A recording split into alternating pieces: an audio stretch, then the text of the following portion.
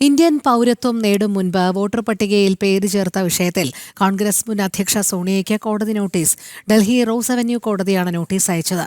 Sonia Indian പൗരത്വം നേടിയത് 1983-ലാണെന്നും 1980-ൽ തന്നെ വോട്ടർ പട്ടികയിൽ പേര് ചേർത്തു എന്നുമാണ് ഹർജിയിലെ വാദം.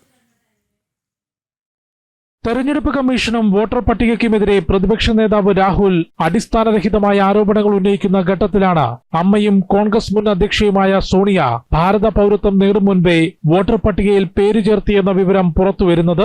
വിഷയത്തിൽ ഡൽഹി റൌസ് അവന്യൂ കോടതി സോണിയയ്ക്കും ഡൽഹി പോലീസിനും നോട്ടീസ് അയച്ചു. സോണിയ ഇന്ത്യൻ പൗരത്വം നേടിയത് 1983-ലാണെന്നും 1980-ൽ തന്നെ വോട്ടർ പട്ടികയിൽ ഉൾപ്പെട്ടുവെന്നുമാണ് ഹർജിയിലെ വാദം. ഇത് ചട്ടങ്ങൾക്ക് വിരുദ്ധമാണെന്നും കേസെടുത്ത് അന്വേഷിക്കണമെന്നും ഹർജിയിൽ ആവശ്യപ്പെടുന്നുണ്ട്. നിലവിൽ തെരഞ്ഞെടുപ്പ് കമ്മീഷന്റെ നടപടികളെ അനാവശ്യമായി വിമർശിക്കുന്ന രാഹുൽ ഇക്കാര്യം വിശദീകരിക്കാൻ തയ്യാറാകണമെന്ന് BJP ആവശ്യപ്പെട്ടു.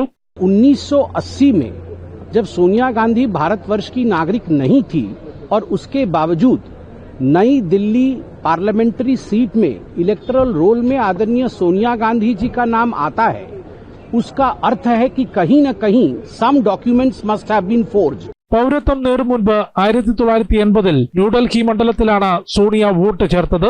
വഞ്ചന, വ്യാജരേഖ ചമക്കൽ എന്നീ കുറ്റങ്ങൾ ചുമത്തി സോണിയയ്ക്കെതിരെ ക്രിമിനൽ കേസെടുക്കണമെന്ന് ഹർജിയിൽ ആവശ്യപ്പെടുന്നുണ്ട്. കേസ് ജനുവരി 6-ന് കോടതി പരിഗണിക്കും. ജനം, ഡൽഹി.